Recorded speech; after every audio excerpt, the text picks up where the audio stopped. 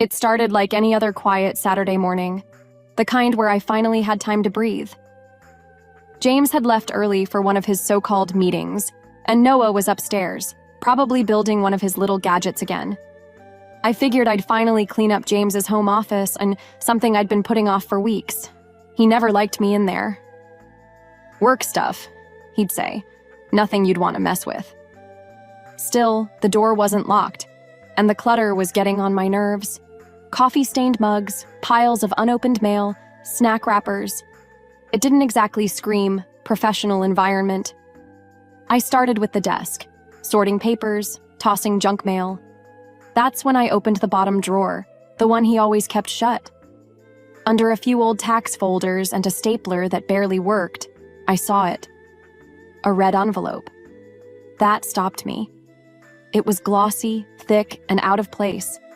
Not like the usual boring manila ones he kept everything else in. Something told me not to touch it, but I did. Slowly, I pulled it out. It wasn't sealed. No name on the front. Just there. Inside were 2 first-class plane tickets. I blinked. Santorini, Greece. Departure in 2 weeks, a 5-star couples resort, private infinity pool, candlelit dinner on arrival, a spa package. I flipped through the printed booking confirmation like I was flipping through someone else's fantasy. I held my breath as I checked the names. James Carter. The second ticket? Blank. No Rachel Carter. No guest of James. Just an empty space next to his name. I sat down slowly in his chair. My heart was beating too loud. For a second, I told myself maybe it was a surprise. Maybe he just hadn't filled in the name yet. Maybe... I don't know. I heard footsteps outside the office. Noah peeked in. "Hey, Mom, you okay?" I turned the tickets face down quickly. "Yeah, sweetie, just cleaning up." He walked in and glanced around. His eyes settled on the envelope. He tilted his head. "Are those the Greece tickets?" I froze. "What did you say?" He pointed at the red envelope. "I saw those last week. They're for Dad and Aunt Vanessa, right?" My mouth went dry. "Aunt Vanessa?" I looked at him. "How do you know that?" Noah shrugged. He wasn't joking. He wasn't even nervous. "I heard Dad talking to her, and I saw the emails. I saved them. I have a surprise for you, Mom." "A surprise?" The room tilted slightly. My hands started to shake, but I kept my face calm. For him. "Noah, what kind of surprise?" He smiled, a strange, calm smile. "Don't worry, you'll see." He turned and left like nothing happened. Just like that. I sat there in complete silence, staring at the envelope. My fingers clenched around it without meaning to. James and Vanessa. A couple's resort, 2 tickets, a blank name, and my 13-year-old saying, "You'll see." I wasn't sure what I was more afraid of, what James was hiding, or what Noah already knew. I didn't sleep that night. Every time I closed my eyes, I saw that red envelope, the flight tickets, the blank name, and Noah's face. So calm. Too calm for a 13-year-old boy who had just told his mother that her husband was planning a romantic trip with someone else, someone I thought was family.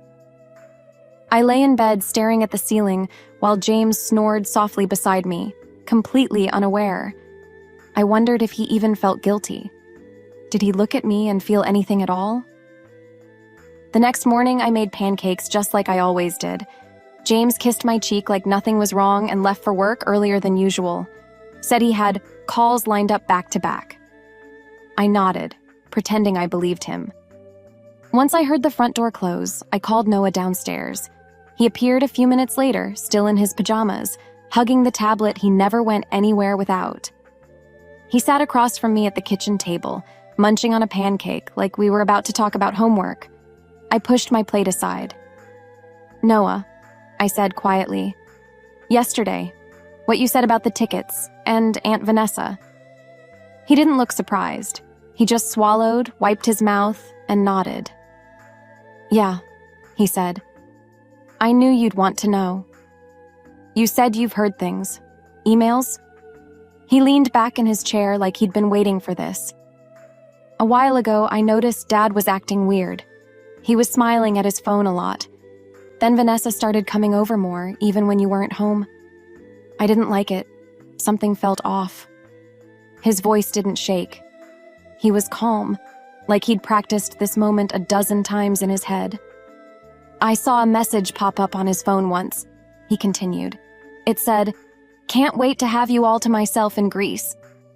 I remembered it because of the country. I'd just done a school report on it. I blinked hard, trying to process that. "You read their messages?" He nodded. Only once or twice, but then I started paying attention. She always hugged him longer when she thought no one was looking. And once, when I walked into the living room, they were sitting on the couch. Too close, like really close. I clenched my jaw. "Why didn't you say anything sooner?" He looked down. "I didn't want to hurt you unless I was sure, and I didn't know what you'd do. So I started saving things, just in case." My chest tightened. My son, my baby, had been silently protecting me while I was too blind to see what was happening in my own house. "What do you mean, saving things?" I asked carefully.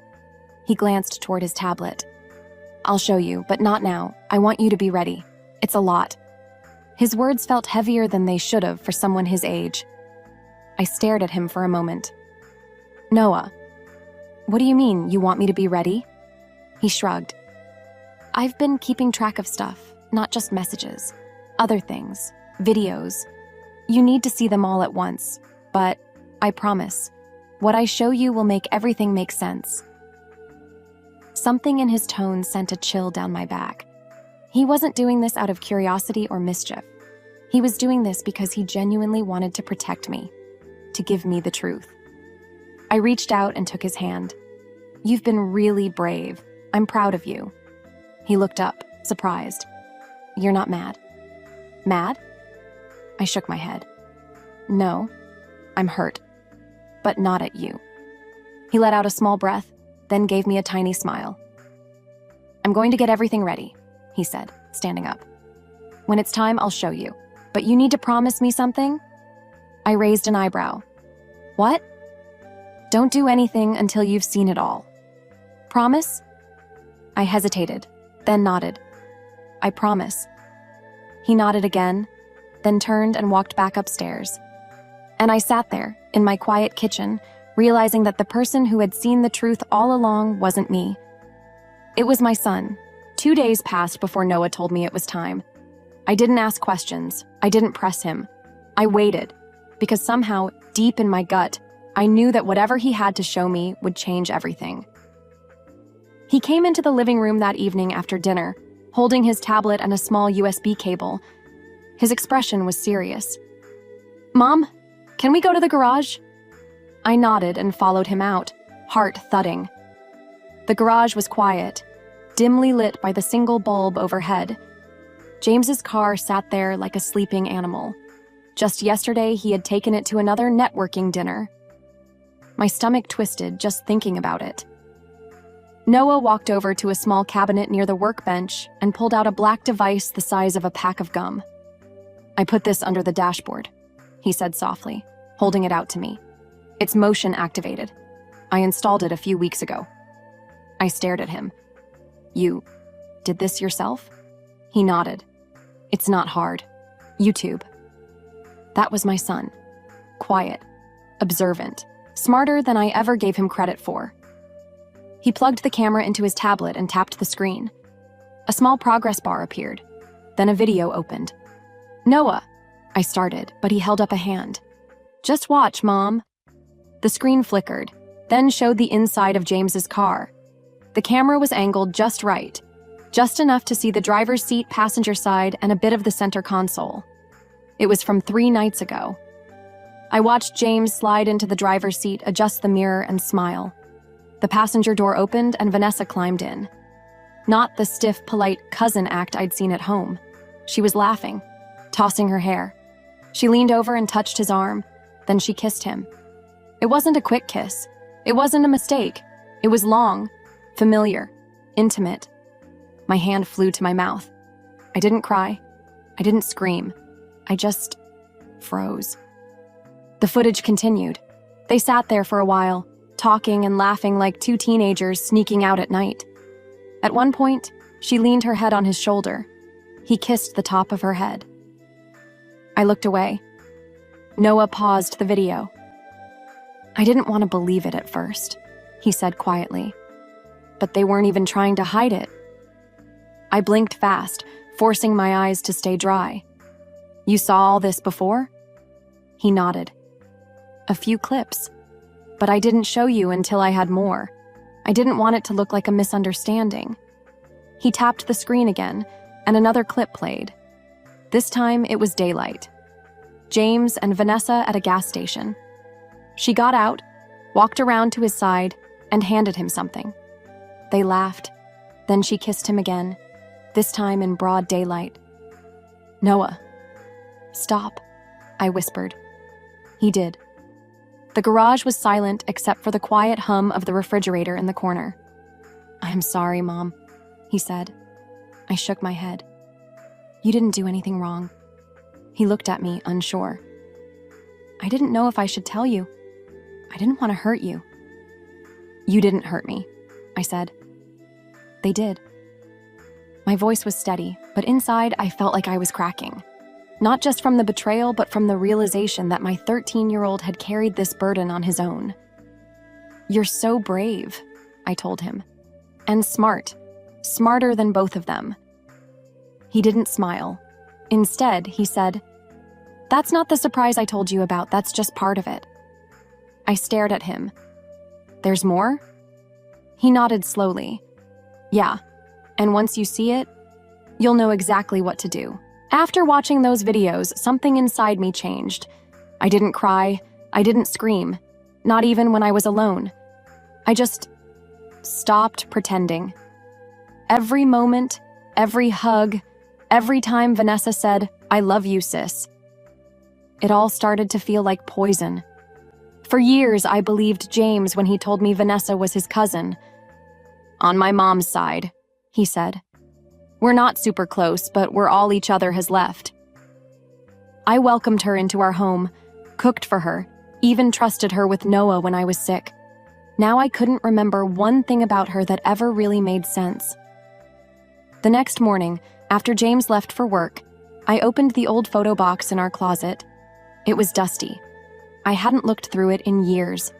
Wedding pictures, birthday parties, baby showers, there she was, always smiling somewhere in the corner of our life.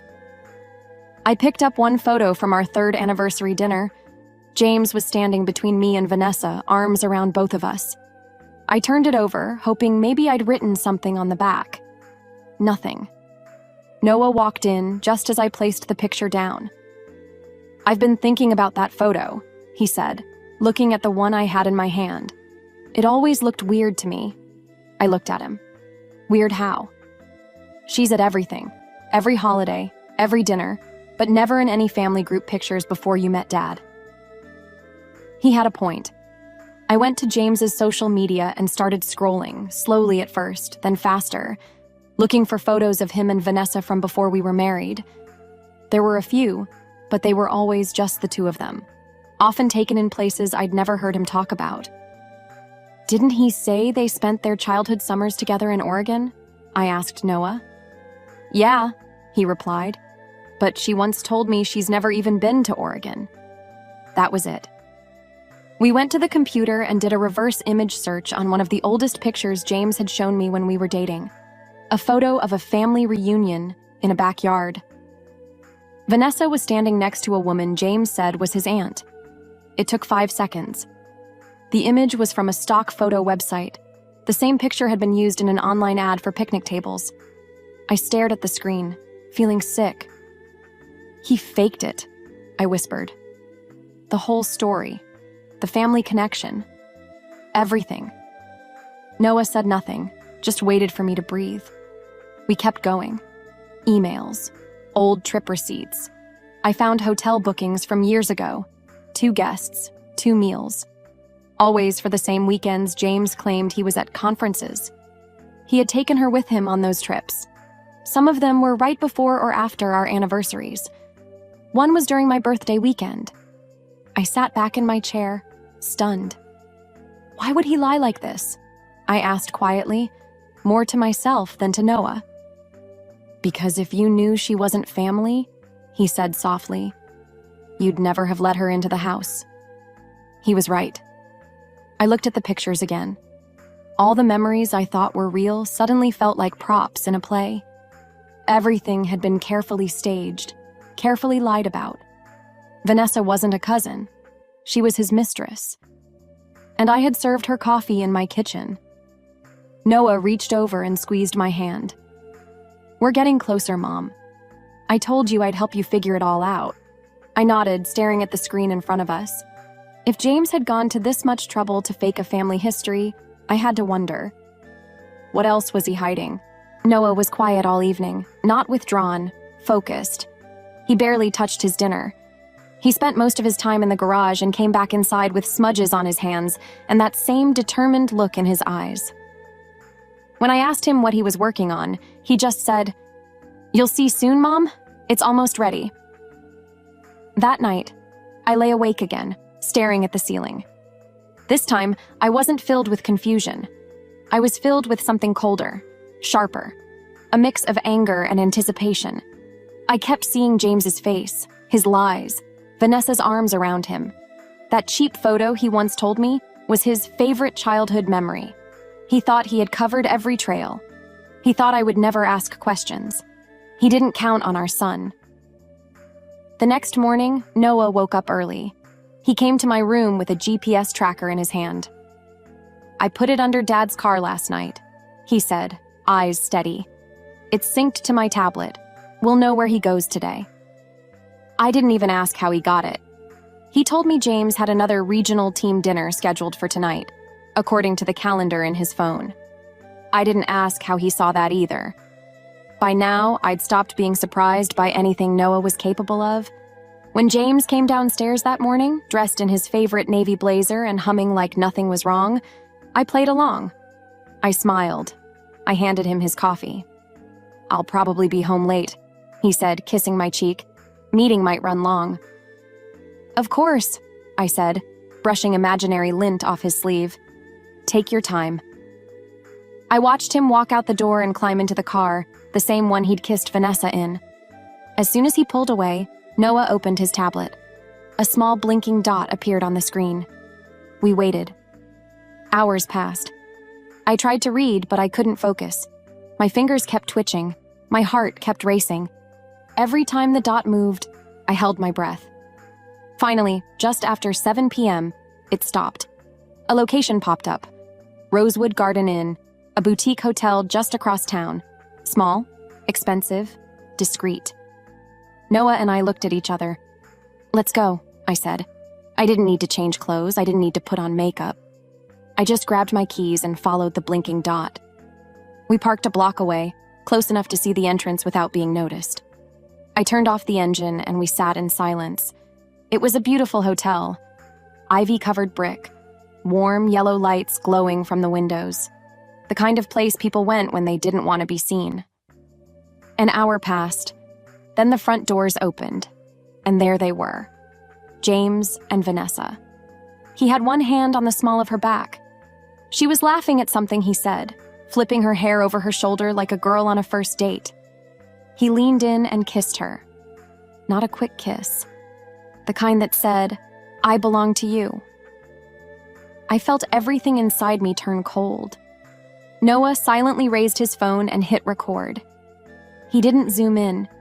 He didn't speak. He just held it steady as they walked hand in hand across the front lot, right past a flower bed where I had once taken a family photo of us.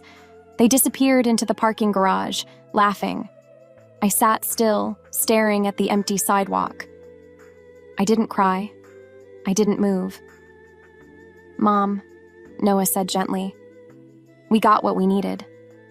I nodded, but I wasn't done. Not yet. As we pulled away, Noah turned to me. "There's one more part to the surprise, but I need you to wait until your birthday." "My birthday?" He nodded. "You'll understand then." I didn't ask what it was. because by now I trusted him completely. My birthday came faster than I expected. James acted like nothing had changed. He brought me flowers in the morning, yellow roses, my favorite. Or at least that's what he thought. They used to be my favorite before I learned he once gave the same kind to Vanessa. "Happy birthday, babe," he said, smiling like the man I used to know. "I have something special planned for tonight." I nodded, pretending to be surprised. "Oh, that's sweet." He had no idea what was really coming. Noah had been quiet the last few days, carefully preparing something. I didn't know the full extent of it, but I knew enough to trust him. Every time I looked at him, I felt both heartbreak and awe. He wasn't just my son. He was my shield, my anchor. That afternoon, he asked me to help him set up the living room. "Nothing fancy," he said. "Just make it feel like a birthday." I helped him hang up some simple decorations. We brought out a small cake from the fridge. He even lit candles. Then he handed me a small black remote and whispered, "Just press the button when I say." I nodded. I didn't ask questions. When James walked through the door that evening, he looked relaxed, confident. Vanessa followed right behind him, carrying a gift bag. Yes, she came too. She was dressed in a red blouse, hair done perfectly, face glowing. The same woman who'd pretended to be my cousin-in-law for years stood in my living room like she belonged there. "Happy birthday, Rachel," she said cheerfully. "I brought you something." I took the bag with a smile. "Thank you, Vanessa. That's very thoughtful." She grinned and walked over to the couch like she owned the place. James poured himself a glass of wine and made a toast. "To my incredible wife. You've been through so much and you still managed to smile. Tonight, we celebrate you." I lifted my glass and met his eyes. "You're right," I said. "We should celebrate the truth." Noah stood up from the side table and cleared his throat. "Before we cut the cake," he said, "I want to give Mom her gift." James chuckled. "What did you get her, buddy? Another science project?" Noah smiled, but it didn't reach his eyes. "Sort of." He looked at me. I nodded. Then I pressed the button. The TV screen behind them flickered to life. At first, nothing but silence. Then, footage. The car dashboard camera. James and Vanessa, laughing, kissing, holding hands. In his car, at the hotel, at the gas station. Multiple clips, one after another. James froze. His wine glass tipped slightly in his hand. Vanessa's smile vanished. The room fell so quiet I could hear my own breathing. Noah's voice broke the silence. "You lied to both of us, and you didn't even try to hide it." James stepped forward. "Rachel, I can explain." "No," I said, my voice calm. "You can't." Vanessa stood up, flustered. "This is completely inappropriate." I turned to her. "Is it? You kissed my husband in my car, planned a romantic trip behind my back, and lied about being family, and now you want to call this inappropriate?" She opened her mouth to respond, but nothing came out. James tried to speak again, but I held up my hand. "Don't. Just don't." Noah walked over and stood beside me. I put my arm around him, steady and strong. The video ended. The screen went dark. But the truth was already burned into the walls of the room. James looked at me, eyes wide, like he couldn't believe I'd found out. But I wasn't shocked anymore. I was ready. I looked down at Noah. He didn't say a word, because he knew this wasn't the end. Not yet. 2 months later, I stood before a judge. The courtroom was packed. Cameras weren't allowed inside, but reporters hovered near the doors. The story had already spread online. Noah made sure of that. He uploaded the dashcam footage to a secure site, sent it anonymously to local news outlets. The headline had gone viral within days. "Wife discovers husband's affair through her son's birthday surprise."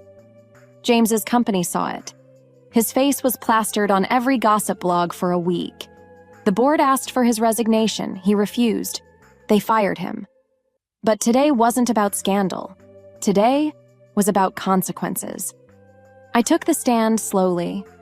My lawyer had already laid out everything: the forged financial documents, the secret transfers from our joint account, the $80,000 James had funneled into Vanessa's consulting business. Vanessa had been arrested with him.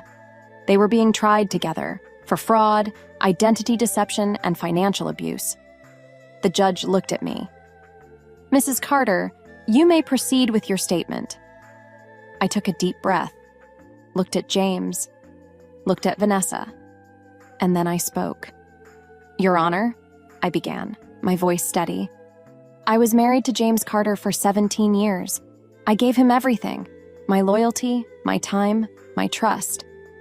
When I chose to be a stay-at-home mother, I did it because we agreed it was best for our family.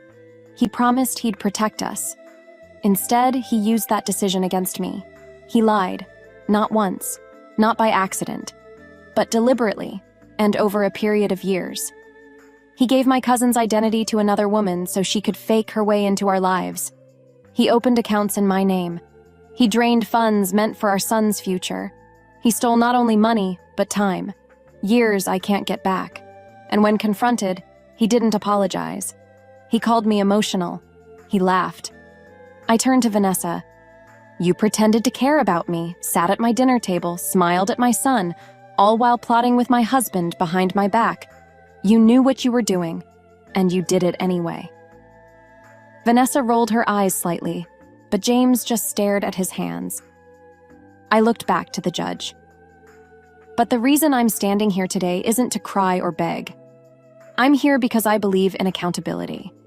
And because of my son, my 13-year-old son, who had more courage and clarity than both these adults put together." My voice wavered then, just a little. He saw the truth, and he showed it to me. Without Noah, I'd still be in the dark. I owe him everything. I ended my statement and stepped down. The judge was quiet for a moment. Then he nodded slowly. "Thank you, Mrs. Carter." What followed was swift. James and Vanessa were both sentenced to probation and community service, with restitution orders totaling over $100,000. Vanessa's fake identity charges would likely lead to federal court. I walked out of that courthouse into the sunlight, not as someone's wife, but as myself again. Noah ran up to me on the steps and gave me the biggest hug. "Is it really over?" he asked. I looked down at him. "The worst part is, the healing begins now." I had already filed for divorce. The house would be mine. James had signed over his rights when faced with the financial evidence. As for Vanessa, she vanished from the neighborhood long before the trial ended. Her name was ruined. And me? I started working again. I got a part-time job at the local library and signed up for bookkeeping classes online. But the best part of my day was always coming home, to Noah, to peace, to a life where lies no longer lived in the walls.